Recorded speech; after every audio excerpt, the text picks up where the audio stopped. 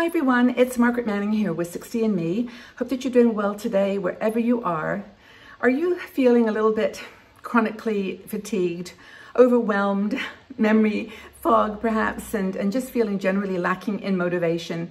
Well, you're not alone. You are suffering from what so many people are dealing with, which is this pandemic fatigue. It's exhausting. It's here to stay. We know it's been a long last 6 months, and it's there's a lot still ahead of us, and this is causing us to be stretched beyond the resources that we can actually manage. And so I want to talk to you today about some ways that you might be able to overcome that and do some constructive things to really deal with pandemic fatigue. Now, Iris Pastor is one of our bloggers, and she wrote this great article because it was so real. It just was based on her own experience, but it started off by talking about just a normal exchange she had with someone about returning some items. It was a customer service situation, and by the end of it, she was like, her voice had been raised. She was upset. She was frustrated, just because they couldn't give her the answer that perhaps she wanted right away, and it was just like everything was amplified. Things that you normally would kind of bounce over and just kind of, deal with just seemed really stressful. And that kind of excess stress just causes emotional overload. And it isn't unusual. So many of us are dealing with this. And talking to women in our 60andMe community, this is something that, we're going to have to deal with. We're going to have to internalize it, use whatever tools we can pull together to calm ourselves, stay in the present moment, and really be constructive and deal with this situation. Now, yes, we have to wear masks in public. In many countries, it's mandatory. And that, of course, hides the wrinkles. It hides the aging stereotypes. But we still have to deal with masks. They're uncomfortable in the hot weather. And they just, for a lot of people, are just an intrusion. And I understand that. But it is, for me, a way of saying, I'm protecting you in case I'm asymptomatic. You never know. And also saying to people, let's just do this together. Let's just step up, put the mask on, and kind of live with it.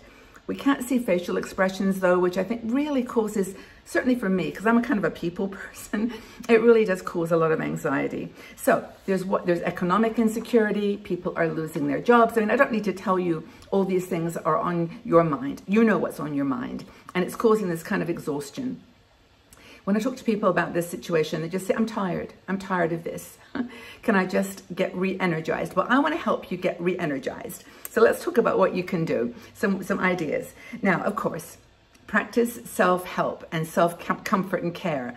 Eat good food. Try your best. I know that we all went through that period, I think, where we were making cookies and bread and just eating comfort food. Now it's maybe time to sort of get that diet stabilized. And I've actually found that the less biscuits and sugar, high sugar things that I eat, the less I want them. It takes a little while to get used to the transition, but that's a really important thing. Of course, adequate hydration. Don't forget to drink your water and, just make sure that you're hydrated every single minute of the day.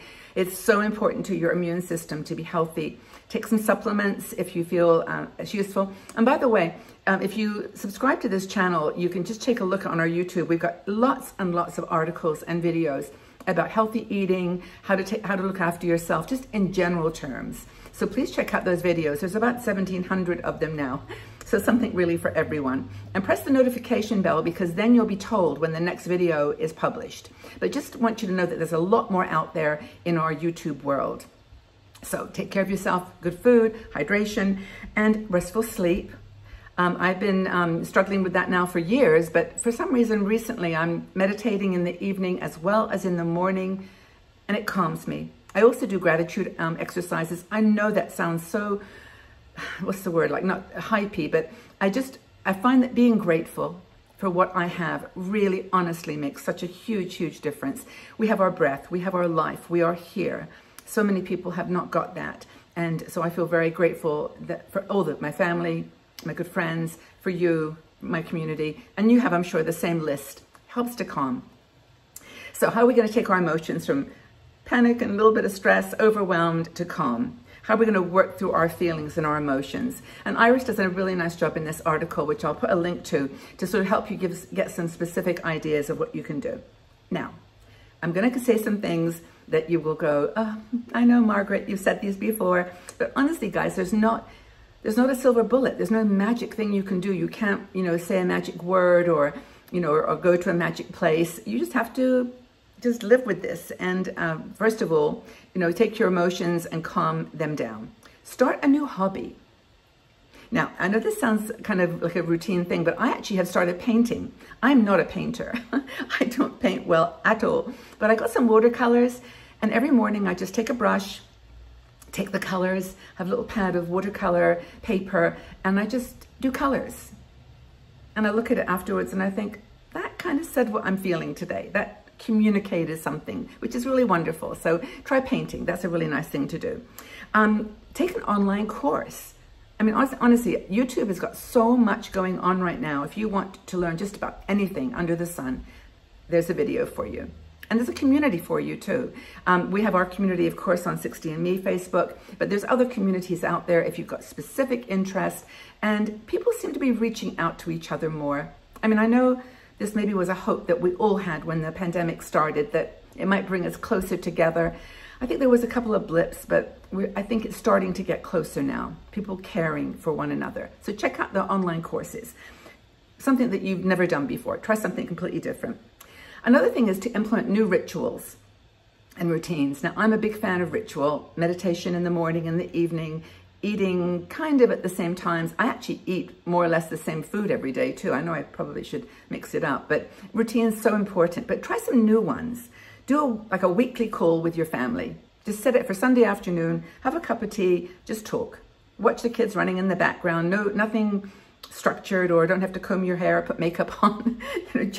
Just enjoy each other. That's a really cool thing to do. Take a morning walk, but when you go out the door, go left instead of right. Go right instead of left. Just go somewhere different. Go down a block and turn. Instead of driving, maybe just take out a walk outside, a different route. That's the key point. Establish a new routine. Another thing I've been doing is every day I choose one person from my past, and they're all on Facebook. I've got like 500 or 600 people there. Just send them a note. How you doing? Hope that all is well. Stay safe. Just a 3-line hello. And I actually had some really nice responses and conversations. So maybe just establish a new routine. Another thing, of course, and Iris talks about this, is to keep your news input limited. Don't watch the news all the time. I mean, not only is there a pandemic going on, which is like the numbers are getting scary everywhere around the world, and it's not over yet. We know this. This is why this pandemic fatigue, we've got to get some rest from it. We've got to move on. But don't watch the news, because in addition to the pandemic, there's also challenges with voting and all kinds of things around the world, not just in the United States, but all around the world. And so this is a time to just limit your input of news. Read documentaries maybe 1 or 2 times a day when you check in. I do it morning and in evening. I sneak on my phone sometimes and take a little look, but really try to limit it. It's really not good for you. And don't even try like switching channels to get a new perspective. Like, I think I'll watch the other person's point of view. It's still intense. It still drives those nerve endings, jangles them. So another thing is to heighten your awareness to trends. Don't follow the trends. I mean, if you feel like this need to buy something or follow a trend, just relax. You don't have to buy anything.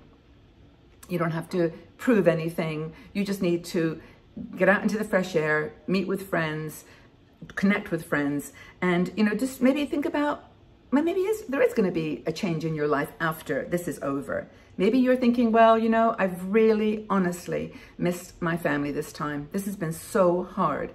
I'm going to move closer to them. Maybe that's the decision you make, or you're going to stay where you are. This is something that I think, is between you and your soul and your partner, if you have one. But maybe it's time for a change. If anything this pandemic has done for me, it's made me realize how precious my life is, how important my decisions are. There's a poem that Iris mentions, which is by Rita Davin. It's called Dawn Revisited. And it's like, this is how it goes. Imagine you wake up with a second chance. Just imagine you wake up with a second chance. Take that chance. Keep preserving your bloom, as Iris says. Keep shining. This is what's so, so, so important. So have you fallen victim? Have you embraced this whole idea of pandemic fatigue? What have you done? What things have you done to calm your nerves, settle your heart, be connected to a sane place in your life?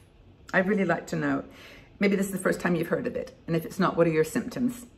What are you experiencing right now? Our community here is for you. It's for us to share with each other what's going on, to be here for one another, hold hands through this. So please leave your comments below and we will do our best to kind of, at least with just a heart or a like, just let you know we're here for you. Okay, everybody, well, have a fabulous day wherever you are. Breathe. Just breathe. And let that pandemic fatigue settle. Hope this has been useful. Love you all. Take very good care. Bye-bye for now.